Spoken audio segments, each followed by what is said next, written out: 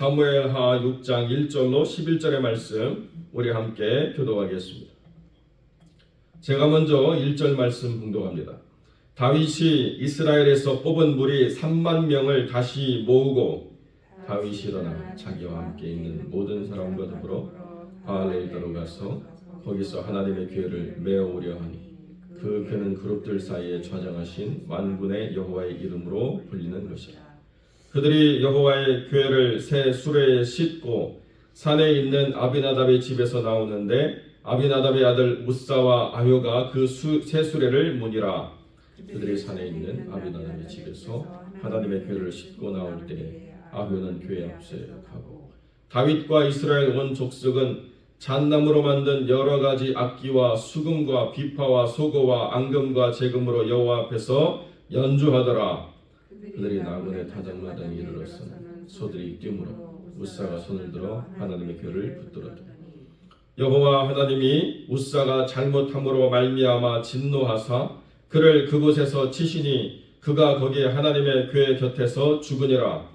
여호와께서 우사를 치심으로 다윗이 분하여 그곳을 베레스 우사라 부르니 그 이름이 오늘까지 이르니라. 다윗이 그날에 여호와를 두려워하여 이르되 여호와의 교회가 어찌 내게로 오리요 하고 다윗이 여호와의 교회를 옮겨 다윗성 자기에게로 메어 가기를 즐겨하지 아니하고 가드 사람 오벳 에돔의 집으로 메어 간지라. 함께 읽습니다. 여호와의 교회가 가드 사람 오벳 에돔의 집에 석 달을 있었는데 여호와께서 오벳 에돔과 그의 온 집에 복을 주시니라. 아멘. 본문의 말씀을 가지고 지키면 복, 못 지키면 벌이라는 제목으로 이 말씀 함께 나누겠습니다. 다윗이 블레셋과의 두 번의 전쟁을 치르고 난 다음에 다윗이 어떤 일을 행했는가? 사무엘서는 우리에게 하나님의 언약궤를 다윗성으로 돌이키는 일을 다윗이 행했다, 이렇게 먼저 기록하고 있습니다. 그냥 행한 것이 아니고 3만 명이나 되는 사람들을 모아서 그리고 여러 가지 악기와 여러 가지 소리나는 그 도구들을 동원해 가지고 하나님이 이제 다윗성으로 오시는 것들을 알리고 또 즐거워하는 퍼레이드를 딱 준비해 가지고 이렇게 모든 행사를 진행하려고 했다는 것입니다. 그래서 바알레 유다라고 하는 기랏 여아림의 또 다른 이름으로 불리는 그 도시에 갔습니다. 그래서 하나님의 교회를 여기 지금 2절의 말씀에 보면 메어 오려고 한다 이렇게 되어 있는데요. 메어 온다라고 하는 그 단어가 우리 어깨에 매는 것을 우리는 생각하지 않습니까? 그러나 여기 메어 온다라고 하는 것은 그냥 가져온다는 것으로 이해하는 것이 맞습니다. 메어 온 것이 아니고 가져오려고 했습니다. 그래서 새 수레를 짜고 그 새 수레에 옮겨 싣고 높은 곳에 위치한 아비나답의 집에서 내려오던 중에 나곤의 타작마당에 이르러서 갑자기 소들이 뛰어가지고 그 궤가 떨어질까봐 우사가 그것을 붙잡았다가 거기서 죽는 사건이 발생했습니다. 그 사건을 부르는 이름이 베레스 우사다. 하나님이 우사를 치셔서 하나님이 거기에서 하나님 기뻐하시지 않는 것들을 드러내므로 말미암아 그 땅 이름이 베레스 우사가 되었다라고 하는 그런 아픈 역사가 기록이 되어 있죠. 이스라엘이 하나로 뭉치기 위해서는 전쟁의 승리도 중요하지만 이스라엘이 하나로 뭉치기 위해서는 하나님 중심의 중요한 삶이 있어야 된다라고 하는 것을 다윗이 분명히 이해한 것은 아름다운 일입니다. 그런데 중요한 것은 하나님이 우리의 삶의 중심이 되시기 위해서는 하나님의 뜻, 하나님의 주권대로 하나님 우리 가운데 임재하셔서 우리를 다스리시는 하나님이실 때 이 모든 것이 가능하지, 우리가 하나님을 모셔와서 우리 방법대로 하나님을 주관하려고 하는 것은 옳지 않다라고 하는 것을 극명하게 보여주는 사건이 바로 이 베레스 우사의 사건이라는 것이죠. 3만 명이나 되는 군사를 뽑고 새 수레를 만들고 온갖 악기를 부는 사람들을 모아서 그 악기로 퍼레이드를 하면서 많은 사람들에게 과시하듯이 이렇게 우리의 하나님이 우리와 함께 하셔서 이 다윗이라고 하는 사람의 복을 주시고 다윗성으로 오신다라고 하는 것을 드러내려고 하는 것은 마치 그 땅에 바알을 섬기는 사람들이 바알을 자랑하고 바알을 높이는 방식과 다르지 않은 모습 그대로라는 것입니다. 하나님께서는 악기나는 재금과 여러 가지 소리들을 통해서 퍼레이드를 하고 새 술에 치장을 하고 그렇게 하나님의 언약궤가 이동이 되는 것을 한 번도 요구하신 적이 없습니다. 하나님은 고앗 자손이 어깨에 그 궤를 메고 스스로 걷는 걸음 가운데 이스라엘과 동행하셨습니다. 그 이야기는 우리의 삶에서 하나님이 한치도 떨어지지 않고 우리의 삶의 걸음대로 주님이 우리와 동행하시는 하나님, 보여주기식의 하나님이 아니라 우리의 삶에 실제로 임재하셔서 우리가 내딛는 걸음 가운데 동행하시는 하나님이라는 중요한 믿음의 삶을 하나님께서 바르게 가르쳐주고자 하셨던 원리가 있었다는 거죠.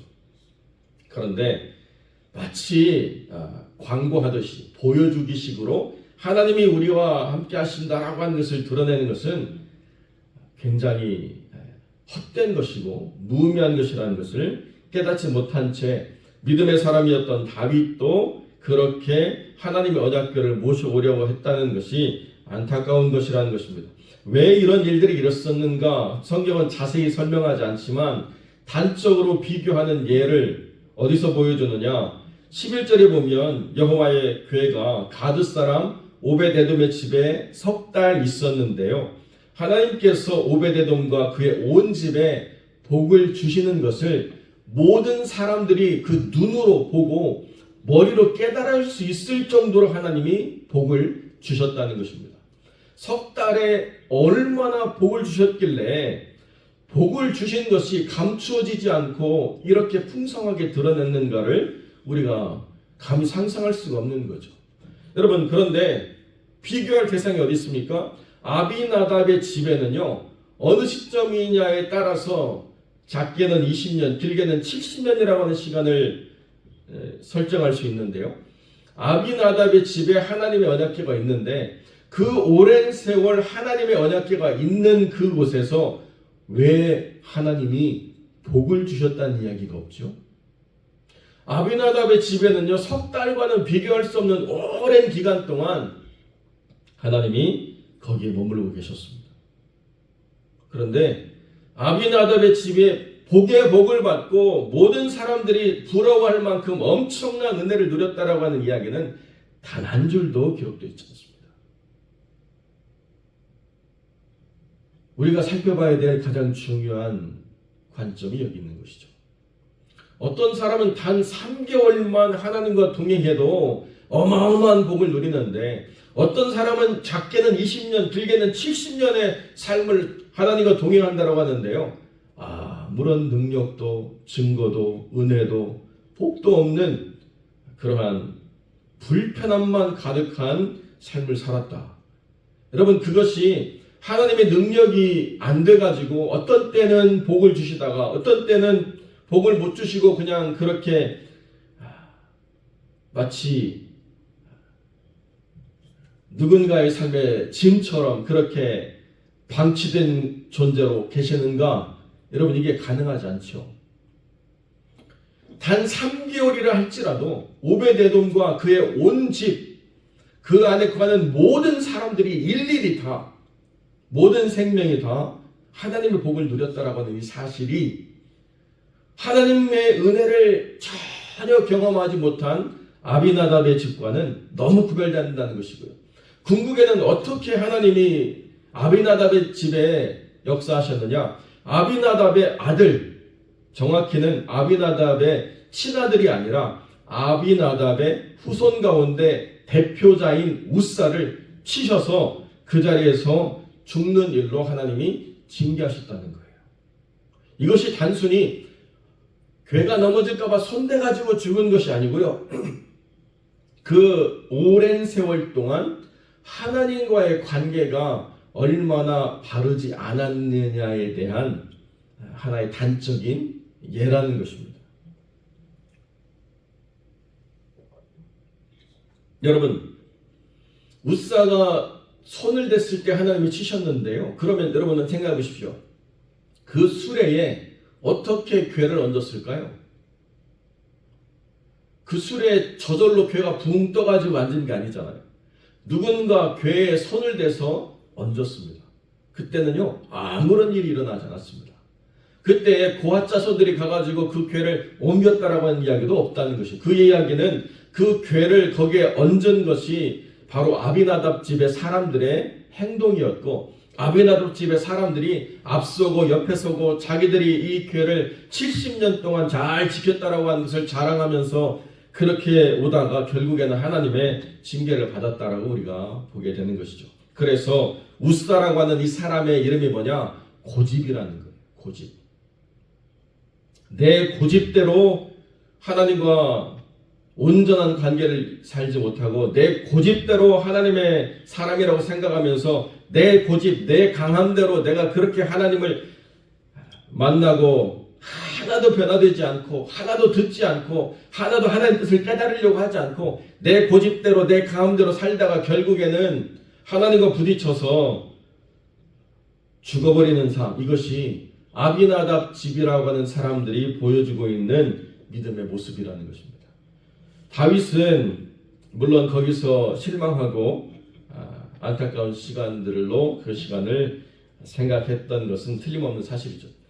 그러나 이것이 다윗에 대한 징계가 아니고 사실은요, 아비나답 집에 대한 징계라는 거예요.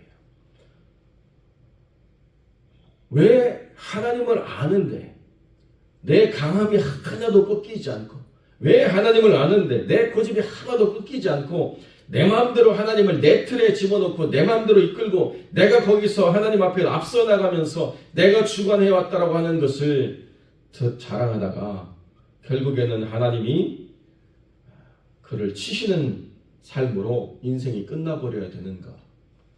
차라리 하나님의 언약궤를 모시지 않고 살았던 삶이라고 한다면 이런 역사가 일어나지 않겠죠. 그죠?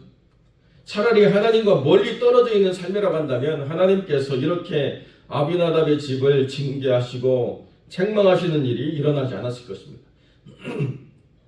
그러니까 하나님은 잘 지킴으로 복을 받았는데 하나님은 못 지킴으로 말미암아 벌을 받는 역사를 이 6장 1절로 11절의 기록이 우리에게 보여주고 있다는 것이죠. 하나님은 우리에게 은혜를 베풀어 주시고 하나님은 우리와 함께하기를 기뻐하시고 하나님은 우리를 통해서 거룩한 하나님의 뜻을 드러내기를 원하시는 하나님이시지만 우리의 고집대로 우리의 강함대로 하나님을 좌지우지하려고 하는 것은 하나님이 용납하실 수가 없다. 웃사라 할지라도 하나님 거기서 충돌하셨다라고 하는 것처럼 우리도 또 하나님과 충돌해가지고 우리의 고집으로 인해서 우리의 삶이 망가지고 책망받는 영혼이 되어서는 안 된다라고 성경이 우리에게 가르쳐주고 있다는 것입니다. 여기 지금 가드 사람 오벳 에돔의 집에는요, 사실 비주류의 인생이라는 거예요. 이 가드 사람이라고 하는 것은 가드 림몬 사람일 것이라고 추측하고요. 오벳 에돔이라고 하는 이 사람의 이름은 에돔의 종이다 이런 뜻이거든요. 그러니까 왜 이런 이름을 갖게 되는지, 이스라엘 지파 사람임에도 불구하고 에돔의 혈통을 갖고 있는지, 왜 이런 불명예스러운 이름을 갖고 있는지는 알 수가 없습니다. 그러나 자격 없는 사람인데요, 하나님의 언약궤를 존귀하게 여겼다는 거예요. 그랬더니 하나님이 그 온 집에 복을 주시더라. 내가 지금 자격 없는 사람인데, 여러분 이 지금 베레스 웃사의 사건이 일어나가지고 모든 사람들이 두려워서 하나님의 언약궤를 받으려고 할 생각을 하지 않을 때 다윗이 가장 만만하고 가장 힘없고 가장 소외되어 있는 오벳 에돔의 집에다 그냥 갖다 놔버렸다는 거예요. 그런데요, 그 자격 없는 사람이 하나님의 언약궤를 존귀하게 여기고 두려움으로 하나님의 언약궤를 함부로 대하지 않았더니 그 오벳 에돔과 그의 온 집이 복을 누리더라. 그냥 하나님께서 엄하게만 하시는 하나님, 징계하시는 하나님, 벌하시는 하나님으로만 이해했는데 사실은 하나님과 가까이 함이 얼마나 큰 복인가를 가장 자격 없는 사람을 통해서 하나님이 보여주시고 계시다는 것입니다. 우리가 하나님과의 관계를 어떻게 맺어갈 것인가 라고 하는 것을 잘 살펴봐야 된다는 것입니다. 우리가 하나님과의 관계 속에서 나의 옳음, 나의 정당성, 내 고집, 내 강함대로 하나도 꺾이지 않고 하나도 변화되지 않고 그냥 하나님과 함께하지만 내가 살아서 내 뜻대로 모든 것을 좌우하는 것이 마치 실력인 것처럼 명예인 것처럼 그렇게 살면 결국에는 하나님과 부딪힐 수밖에 없고 깨지는 것은 내 자신이 될 수밖에 없다는 것입니다. 그러나 내가 오베데돔처럼 자격 없는 사람인데 하나님이 나에게 오셔서 나와 함께하기를 기뻐하신다라고 생각하면서 살아가면 그 온 집에 주시는 복이 넘쳐나게 된다. 이것이 우리가 이 본문을 통해서 깨달아야 될 가장 중요한 삶이라는 거죠. 얼마나 교회를 다녔느냐는 별로 중요하지 않다는 거예요. 교회에서 어떤 이름으로 불리느냐도 중요하지 않다는 것입니다. 하나님과 함께함이 있느냐 없느냐 그것만 하나님이 드러내신다. 하나님과 함께하는 삶은 복된 삶이고 그 복을 온 집이 누린다. 주 예수를 믿어라. 그리하면 너와 내 집이 구원을 받으리라고 하는 말씀이 바로 이 원리라는 거예요. 나만 하나님과 가까이 함으로 말미암아 복을 누리는 게 아니고요. 온 집이 복을 누리는 역사가 일어난다. 그것이 하나님과 가까이 하는 삶에 허락되어진 놀라운 복이라는 것이죠. 믿음을 지키고 하나님의 거룩한 뜻을 삶에서 담아내려고 하고 스스로 겸비하게 살아가려고 하는 삶에는요. 하나님이 반드시 은혜를 베풀어 주십니다. 자격이 있느냐 없느냐는 하나님이 판단하시는 거예요. 하나님이 나를 사용하시기를 기뻐하실 때 그 뜻대로 내가 내 삶을 들이되 내 주장대로 하지 않고 하나님의 주권대로 순종하려고 하는 사람은 다 복을 누리는 삶을 살아가게 돼 있다는 것입니다. 그런데 아무리 거기서 포장하고 자랑하고 드러내려고 해도 결국에는 하나님께서 그 집을 기뻐하시지 않는 증거를 드러낼 수밖에 없다. 오랜 세월 하나님의 언약궤를 지켜온 가문으로 그 이름이 증거되기보다 결국에는 하나님과 충돌해서 심판받은 가문으로 이 아비나답의 집이 그렇게 기록되었다는 사실을 오늘 우리가 깊이 생각하면서 하나님, 나와 온 집이 하나님과 가까이 함으로 복을 누리는 삶이 되게 하여 주옵소서. 믿음으로 그 삶을 지켜나가는 복된 인생이 되시기를 주님의 이름으로 간절히 축원드립니다.